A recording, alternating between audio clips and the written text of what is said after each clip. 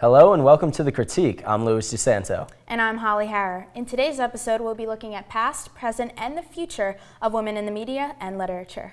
That's right, the lack of female representation didn't come out of nowhere. We'll take a deeper look into what created the problem, going all the way back to fairy tales we loved as kids. And what sort of stereotypes women are forced into in movies and television. And we'll test a panel of experts about female characters in literature and on the big screen. It's all right now. It's all.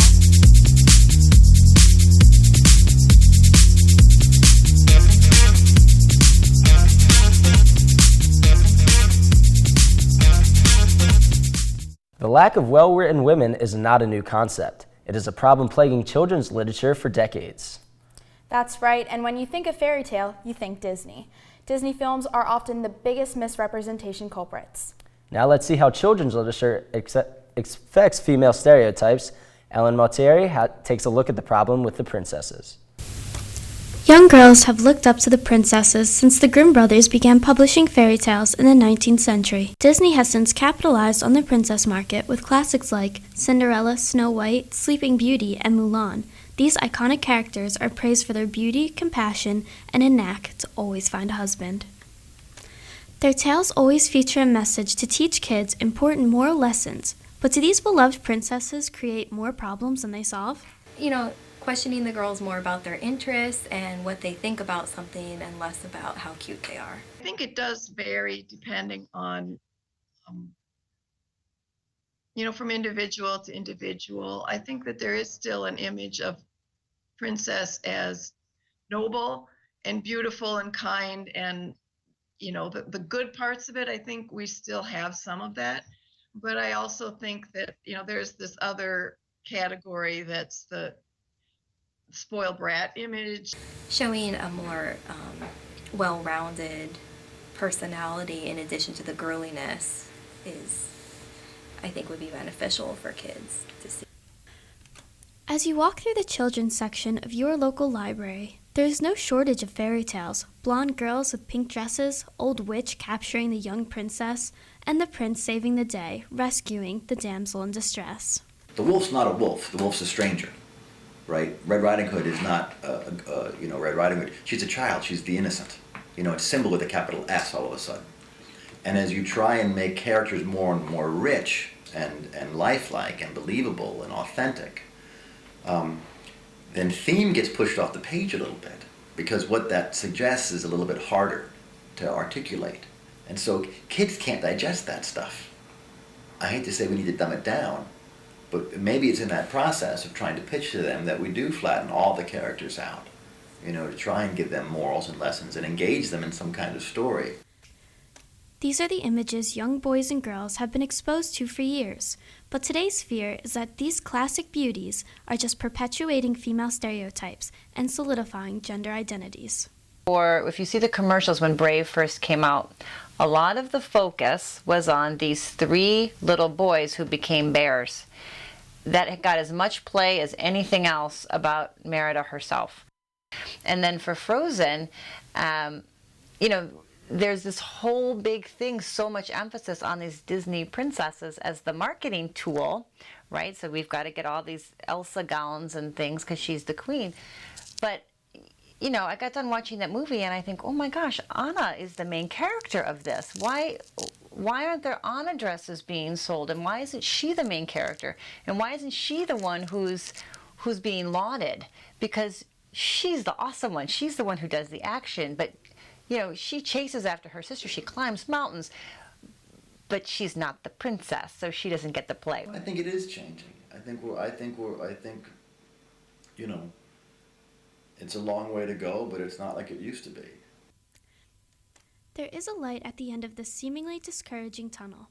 Books like Cinderella, As If You Didn't Already Know the Story by Barbara Enzer, and a series of children's books told through the villain's perspective by Nancy Lowen are touching on ground that we have seen only a few times before, and rarely are they targeted at young children. And so the premise behind this series was that we're telling the story from the antagonist's point of view. And some stories don't really have a clear-cut antagonist. Maybe he'd like to write songs or poems, and maybe it would be Cinderella herself who would become a diplomat, particularly after she had negotiated with her family. She'd probably be pretty good at that. Although a trend in the growing generation is finding children are not accepting these gender stereotypes quite as easily. They seem to not accept that stuff really quickly. Like they reject it outright. All stereotypes. Either they're quick to reject that or accept it as pure fantasy that has nothing to do with our world and how they should or shouldn't live their lives. It seems like princess stories and their flat female characters could be losing their audience as children demand more stimulating characters. Writers like Barbara Ensor and Nancy Lowen are really paving the way for a new generation of storytelling.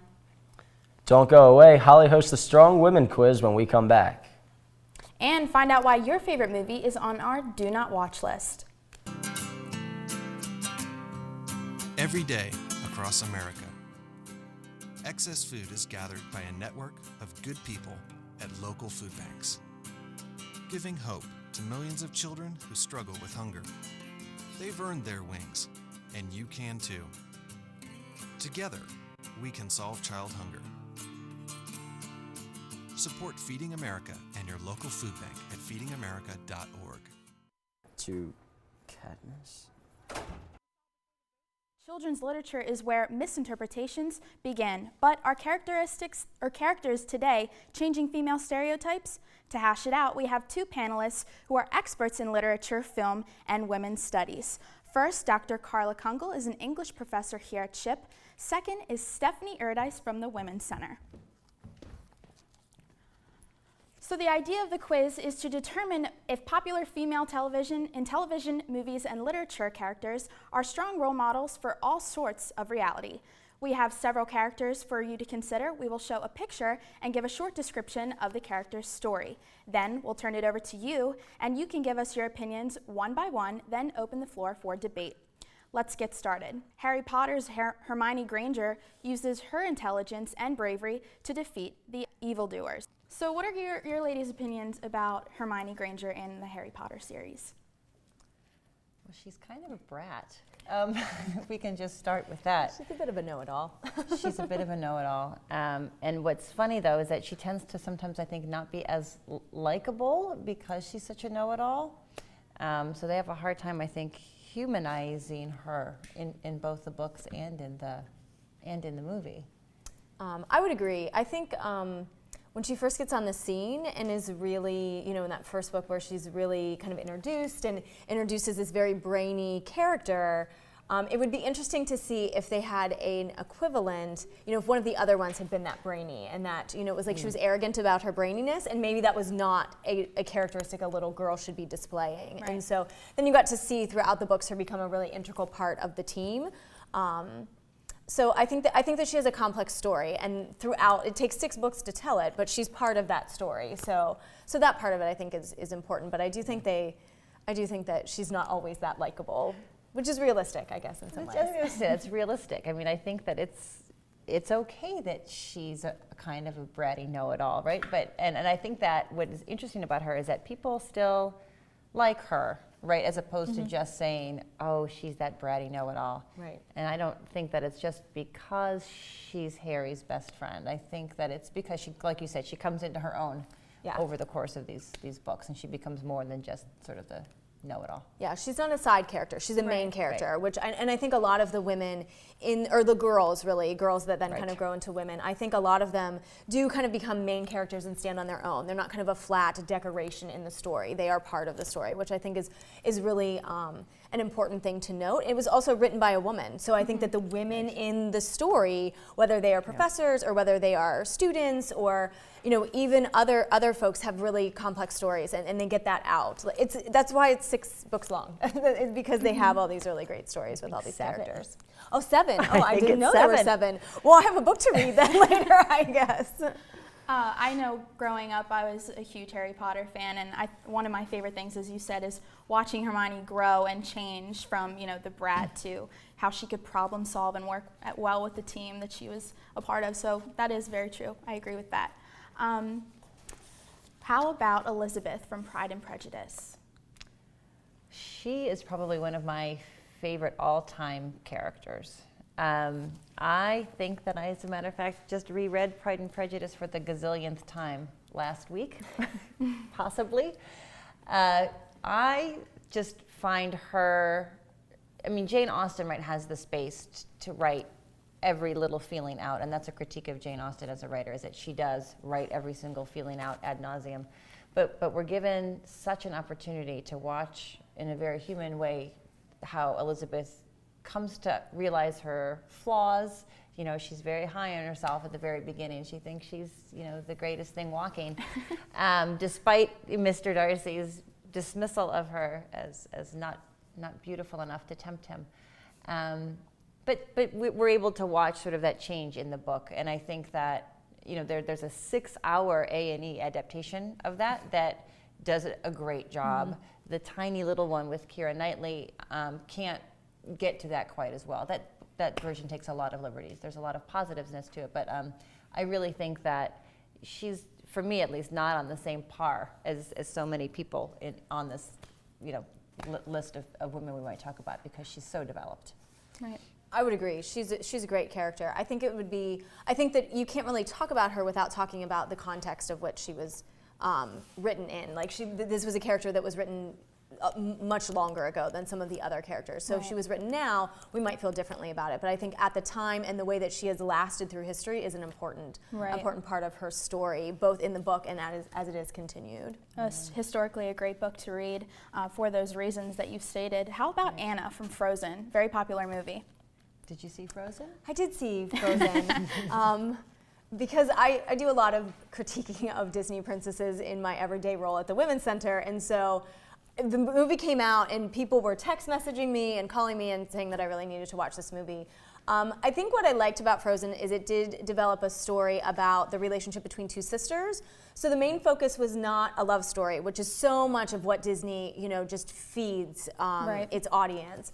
But there was still a love story. So I would have liked Anna a lot better if this had been between her and her sister and not her and her sister and this other guy or these other guys. So that's kind of my feelings on Anna. And I felt, though, that the way that they were able to, you know, it has to be taken care of with an act of true love, right? So we're all expecting that prince, and so I think including him allowed them to make that statement, right? True. That the maker, that, you know, oh, it's not about true love for a guy. It's about true love for your sister. So without him there, I forget that dopey guy's name. Well, they had two dopey guys. There were several dopey characters in that movie, but you did need that in order to, you know, advance that that storyline.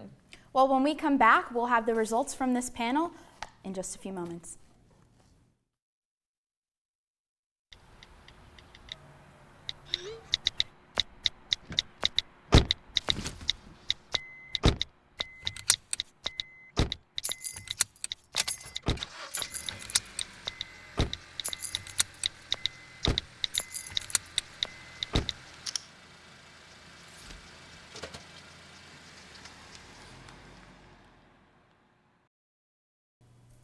Welcome back to The Critique. Our quiz showed plenty of well-written characters out there, from Elizabeth Bennet in Pride and Prejudice to Hermione Granger from Harry Potter.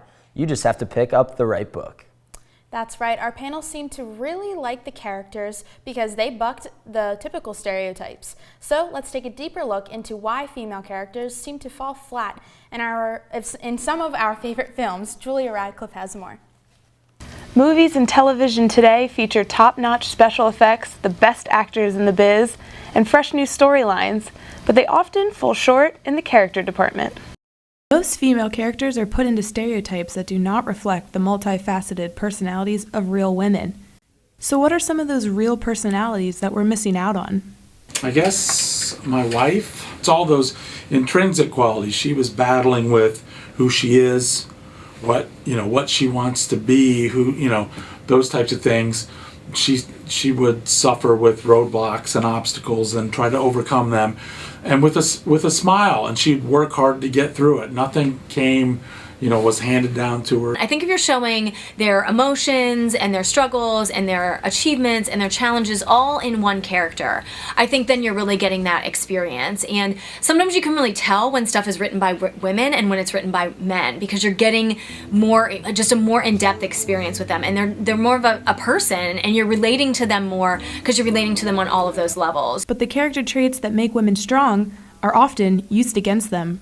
You use a lot of things that could be strengths to devalue or degrade a person. I think you often see them as really emotional. How many times have you watched a movie that's taken place in some kind of office situation and like a man has come out of a meeting and cried? Never in the movies have you seen that, ever. But you often see that with women. So I think that their emotions are often used as something that might not be seen as a strength. I don't know how she does it. All those children. I have 2. So impressive. You have 4. Yeah, but 2 of mine are twins. So these very flat characters that we have stereotyped and we have put in these boxes because it makes it easier to tell the story, there's actually a lot more there that we really need to explore. Those boxes have been around for years, so let's take a look at some of the most common stereotypes. TV and film executives love the desperate, boy-crazy woman. She may have a job, a family, even some hobbies, but nothing compares to that dream man.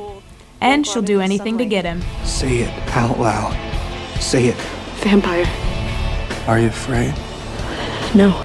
Don't forget the women that aren't afraid to throw a punch, like Black Widow in Avengers or Lara Croft Tomb Raider. Yes, they can take down the bad guy all while donning a sexy outfit, but they seem to disappoint female audiences. We also have the broken woman. We can see examples of her in just about any Nicholas Sparks movie. Sad and alone, she's waiting for a man to grab her by the hand and rescue her. And let's not forget the catty mean girls in Mean Girls, Bridesmaids, The Real Housewives of Anywhere. Sure, they're best friends, but what kind of friend doesn't tear you down every now and again? Finally, there's the eye candy. Characters like Michaela from the Transformers franchise, Halle Berry's Catwoman, and Kate Upton's character in The Other Woman. They all have women in lead roles, but they seem to only be there to give male viewers something to gawk at. Hot. Black leather. Whip. So why do we keep seeing the same flat characters? They're still making money. That's the key. If they can keep doing what they're doing and make money at it and make a profit, why change? You can use stereotypes to sell your story and to tell your story, then you don't have to do as much work. The problem starts behind the scenes when there are no women behind the camera, producing content, or in the writer's room. Yes, it would definitely drastically change what was done and what stories and whose point of view, would there be stronger women characters? Absolutely. Would they be more dynamic?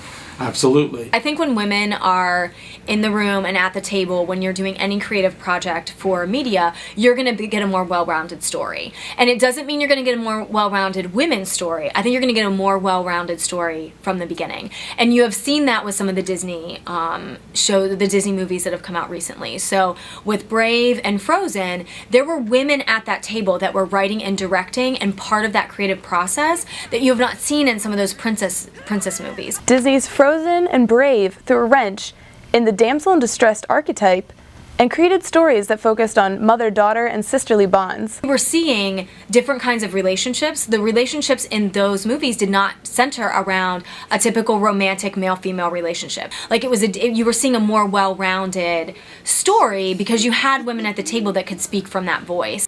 I'm not leaving without you, Elsa. Movies like Maleficent are giving a backstory to the once one-dimensional characters. There is evil in this world.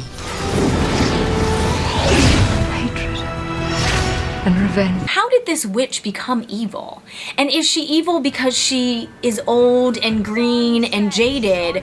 Or is she evil because we made her evil? There's good and evil in everyone, and there's choices every day that you're making, and that's really what you're seeing with those movies. Although we love strong female characters and we want to see more, hopefully there comes a time when those characters aren't so rare. And you write these really strong characters like Leslie Knope in Parks and Rec, and it's like, wow, she's such a strong character. And you're like, she's a strong woman character, can't she just be a strong character? So now the goal is to make and demand more strong female characters, so it's not a rare find.